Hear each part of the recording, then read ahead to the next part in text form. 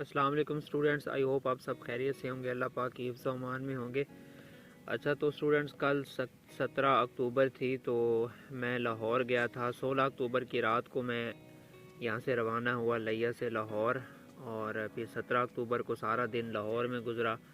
फिर कल जो है वो शाम को मैं वापस आया हूँ और तकरीबन आधी रात में घर पहुँचा हूँ। तो इसलिए मेरी आंखें आपको थकी हुई लग रही होंगी और मैं ख़ुद भी, क्योंकि 2 दिन का जो जागना होता है वो काफ़ी इंसान को ना निढाल कर देता है। खैर, बताना आपको ये था कि 17 अक्टूबर को हमारी एचईडी में हेयरिंग थी। ठीक है, कोर्ट के ऑर्डर से एचईडी ने हमें बुलवाया। जब हम सिविल सेक्रेटेरिएट लाहौर में गए तो सेक्रेटरी साहब से मिलने, तो सेक्रेटरी वहाँ पे हमें दोबारा मुझे कॉल आई कि आपकी ना हेयरिंग है एचईडी में। ठीक है, मैं वहाँ पे गया तो मतलब स्टूडेंट्स के साथ हम गए, तो उन्होंने कहा कि आप इधर सिविल सेक्रेटेरिएट में नहीं आए, आप जो है ना लाहौर बोर्ड आ जाएं। फिर हम जो है वो सिविल सेक्रेटेरिएट से लाहौर बोर्ड गए। ठीक है, मैं एंड पे वीडियो भी लगा दूंगा। लाहौर बोर्ड गए, वहाँ का जो चेयरमैन थे उनको जो है वो एडिशनल चार्ज मिला हुआ था फ़िलहाल एचईडी की तरफ से, या वो हैंडल कर रहे थे एचईडी के मामलात। तो वहाँ पर हमारी पर्सनल हेयरिंग हुई। वहाँ पे चेयरमैन लाहौर बोर्ड मौजूद थे, आगा अली नाम है कि पता नहीं क्या नाम है, वो मौजूद थे, और कंट्रोलर लाहौर बोर्ड मौजूद थे, और भी कुछ लोग थे। खैर, वो हेयरिंग हमारी हुई, उन्होंने 15-20 मिनट मसला हमारा सुना, बात उनसे हुई। ठीक है, तो जो कंट्रोलर साहब थे ना लाहौर बोर्ड के, उनका मूड नहीं था कि पॉलिसी तब्दील हो। पता नहीं उनको इशू क्या था पॉलिसी से, वो मैं नहीं जानता। खैर, हमारी पर्सनल हेयरिंग हुई, बात शात होती रही उनसे, हमने अपना इशू बताया, भाई ये हमारा इशू ऐसे ऐसे हुआ। तो उन्होंने हमारा सारा मामला सुना। उन्होंने कहा ठीक है, हम इस पे ना मीटिंग करेंगे, जो भी फिर मीटिंग में डिसीजन होगा वो हम कोर्ट के अंदर सबमिट करवा देंगे। तो फिर उन्होंने हमसे कहा कि आप जो ज़ुबानी कलामी तो बात हमारी हो गई, लेकिन उन्होंने कहा कि आप रिटन फॉर्म में ना अपने मुतालबात लिख कर दें। जब हम हेयरिंग के लिए गए तो जो चेयरमैन साहब थे ना, उन्होंने कहा कि हम अनलिमिटेड वाली पॉलिसी नहीं दे सकते। उन्होंने पहली बात खुद ही यही कही। तो जब उन्होंने हमसे रिटन फॉर्म में मामला मुतालबात हमारे पूछे, तो हमने जो है वो 3 मुतालबात उनको दिए। पहला मुतालबा हमारा ये था कि या तो जो हायर एजुकेशन डिपार्टमेंट है या पीबीसी है, अपना ओल्ड जो नोटिफिकेशन है अनलिमिटेड चांसेस वाला, उसको बहाल कर दे।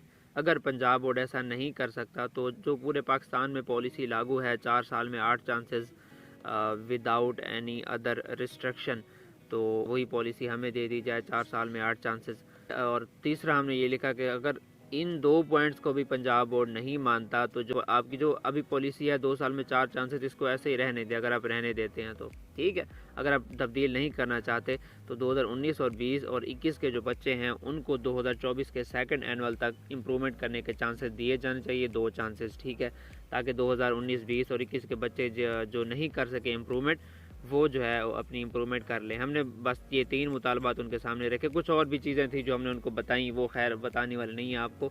मेन जो मुतालबात हैं वो हमने 3 ही बताए उनको, कि या तो अनलिमिटेड वाला नोटिफिकेशन रिस्टोर कर दें, वो नहीं करना चाहते तो 4 साल में जो 8 चांसेस है बगैर किसी मज़ीद शर्त के, ठीक है, वो भी है, वो आप जो है पंजाब बोर्ड में लागू कर दें। अगर वो भी नहीं कर सकते तो फिर जो आप 2019 और 20 और 21 के बच्चे हैं उनको 2024 तक के लिए इम्प्रूवमेंट के चांसेस दिए जाएं।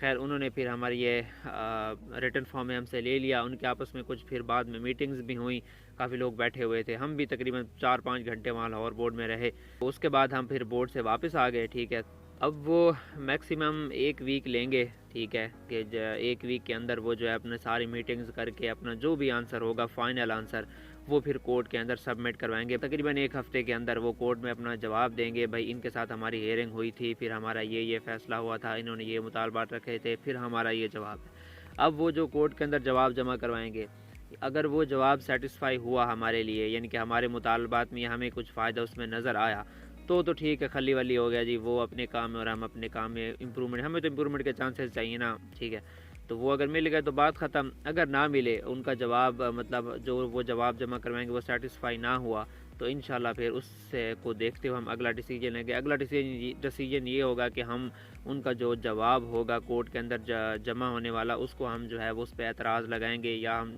जो है वो इंशाल्लाह उसके ख़िलाफ़ रिट दायर करेंगे। क्योंकि अगर जवाब सेटिस्फाई नहीं है तो हमें लगता है कि हमारा जो है ये जो इस उनके जवाब में हमारा फ़ायदा नहीं है, तो फिर हम उसको चैलेंज करेंगे ना, क्योंकि हमारे पास तो प्रूफ्स हैं। ठीक है, फिर कोर्ट में वो प्रूफ्स जो हैं वो उनके साथ डिबेट होगी। भाई इन्होंने ये जो फ़ैसला किया, हम उन्हें कहेंगे कि ये हमारे फ़ायदे में नहीं है, तो वही कोर्ट पूछेगी भाई क्यों फ़ायदे में नहीं है, तो फिर वहाँ पे अपने हम जो है वो सबूत जो है वो सारे पेश करेंगे। बस अब वेट सिर्फ उनके आंसर का है कि हमारी पर्सनल हियरिंग हो गई है उनसे, अब वो क्या आंसर करते हैं कोर्ट में। तो जो वो आंसर करेंगे उसको देखते हुए हम अगला को डिसीजन लेंगे। अगर उन्होंने इम्प्रूवमेंट के चांसेस दे दिए जो कोर्ट में जवाब जमा करवाएंगे तो बस खली वाली बात ख़त्म। अगर उन्होंने ना दिए तो फिर इंशाल्लाह उनको जो फाइनल हमारी होगी वो फिर कोर्ट में बहस होगी, फिर इंशाल्लाह जो है वो कोर्ट फैसला करेगा। ये जो है वो डेट थी जो मैंने आपको बता दी।